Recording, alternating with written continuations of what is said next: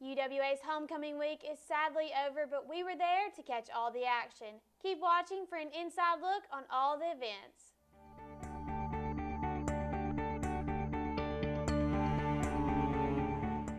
Welcome back, students, to another weekly Tiger Pause. I'm Kiera Allen. And I'm Brianna Johnson. Statistics show that breast cancer is the most commonly diagnosed cancer in women worldwide. So much so that 1 in 8 women will be diagnosed with breast cancer in their lifetime. Throughout the month of October, student groups have been supporting the cause. The ladies of Alpha Sigma Tau were out on the calf lawn giving pink ribbons to students in hopes of raising awareness.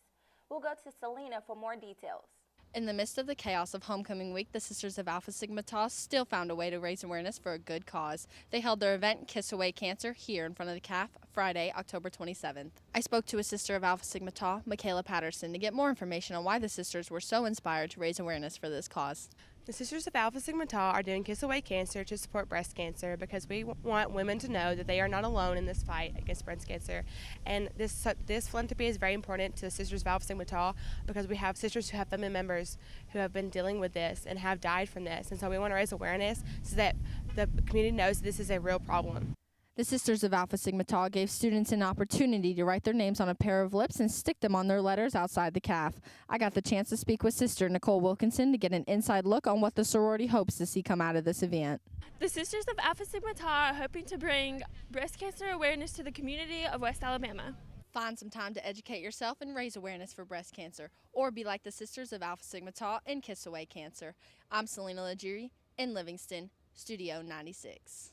For more information on breast cancer, go to the American Cancer Society's webpage, cancer.org.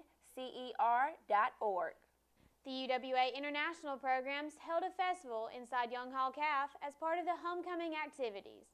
Organizers wanted to share their cultural background with the UWA community. The festival began with a mariachi band playing on the CAF lawn. My co-anchor, Kiera Allen, was there to get the story.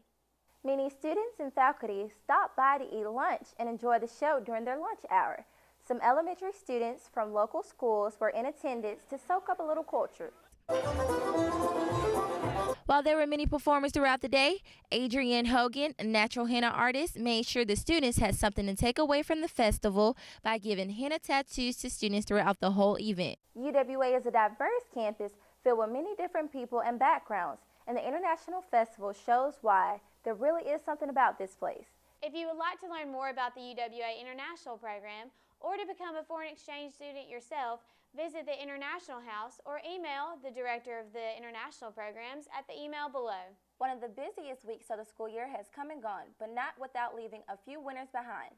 During homecoming week, the annual Serendipity talent show allows students to show off their talents. 3 contestants walked away Wednesday night with top honors and totaling over $2,200 in cash prizes. Things got a little spooky on Lion Hall Quad for the annual Serendipity Talent Show held on October 25th. Students and organizations were allowed to showcase their talents in hopes of winning a cash prize. Coming from Canada, EH440 hosted this year's show. The guys of Delta Chi raked up 3rd place and $500 with their comical skit showing off their flips and ending with a big bang. Taking 2nd place was Phi Mu as they rose from the dead with some spooky steps and winning $750. Gracing us with a lovely cover of Alicia Keys' If I Ain't Got You was Bree Thompson, winning 1st place and $1,000. Find your talent and take a shot in next year's Serendipity Talent Show. This has been Lauren Duncan, Studio 96.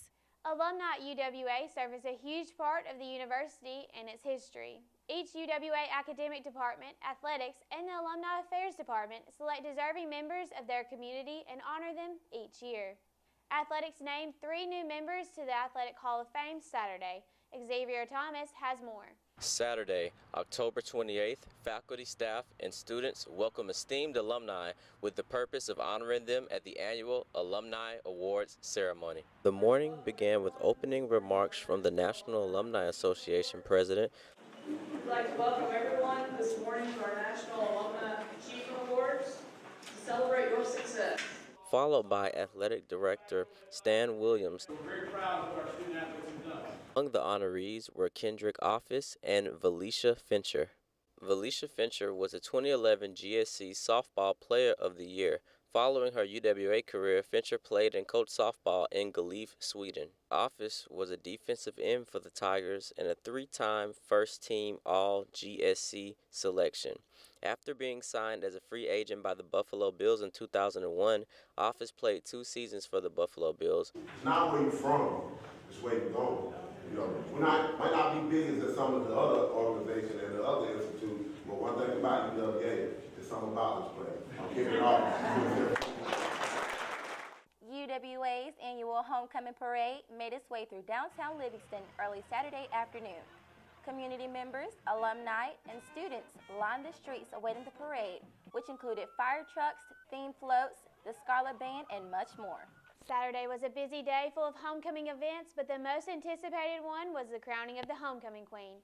After more than 1,000 votes were cast by UWA students, which was a new school record, the queen was crowned during halftime at Saturday's game. What better way to kick off homecoming week than with the annual student talent show, Serendipity, followed by the crowning of the 2017 homecoming queen as the Tigers face off against the West Florida Argonauts. The infectious homecoming spirit spread to all in attendance at Saturday's game. All facets of student life were actively engaged in making sure the Tiger spirit permeated Tiger Stadium. From the Scarlet Band from Tigerland performing at halftime to the cheerleaders and student body cheering the Tigers to victory, Homecoming 2017 proved to be an ecstatic occasion. When it was all said and done, the Tigers clinched a 35-18 victory, and UWA crowned a new homecoming queen, Miss Elizabeth Jones. On behalf of everyone here at Studio 96, we would like to congratulate Jones on her win. Now we'll head to Summer, who has a recap on UWA athletics.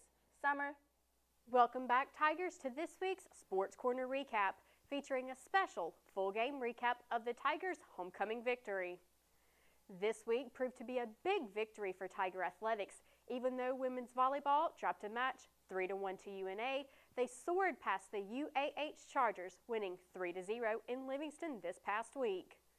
Star freshman Cassie Till also claimed her third consecutive Freshman of the Week honor.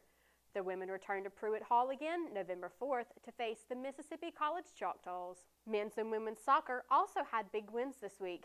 GSC Player of the Week Allie Brador's single goal lifted the men 1-0 over the UAH Chargers last week in Huntsville.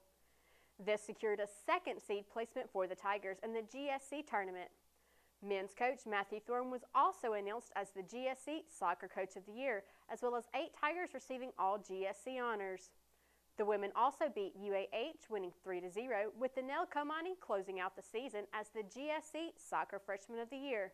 3 fellow Tigers were also named to the All-GSC list. The men and women begin playoffs this week. Even with the game starting off cold and slow, the Tigers managed to capture a 14-9 lead at the half, thanks to a pair of red zone passes from team captain Harry Satterwhite to receivers Dante Armstrong and Trey Fletcher. The Tigers continued to play a strong defense in the red zone, while the Tiger offense scored 3 times in the fourth quarter, giving fans a show courtesy of Corey Davis, LaKendrick Thomas, and Tyler Rogers.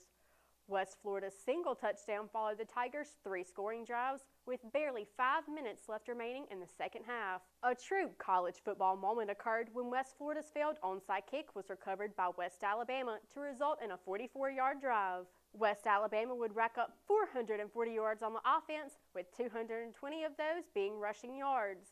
Tay Armstrong had 7 receptions for 72 yards, lending a hand to the UWA win. Defensive back Jamal Blackwell also had a great game with 12 tackles, 8 of those tackles made by solely himself. He also had an interception and a tackle for loss. This was enough to get him recognized as the GSC Defensive Player of the Week. After Saturday's game, West Alabama climbed 2 spots in the AFC poll to number 23. The Tigers travel to Valdosta State this weekend for a game that will determine if they share the title of GSC Conference Champions or if they take home the ring all to themselves. The game this Saturday has also been selected as this week's ESPN3 Football Showcase. ESPN3 will stream the game live online, with kickoff set for 2 p.m. on Saturday, November 4th. That's all for this week, Tigers. Join me next week for more Sports Corner news. Thanks, Summer. That's all for this week, Tigers. Join us next week to find out what's happening on UWA's campus. I'm Kiera Allen. And I'm Brianna Johnson, Studio 96.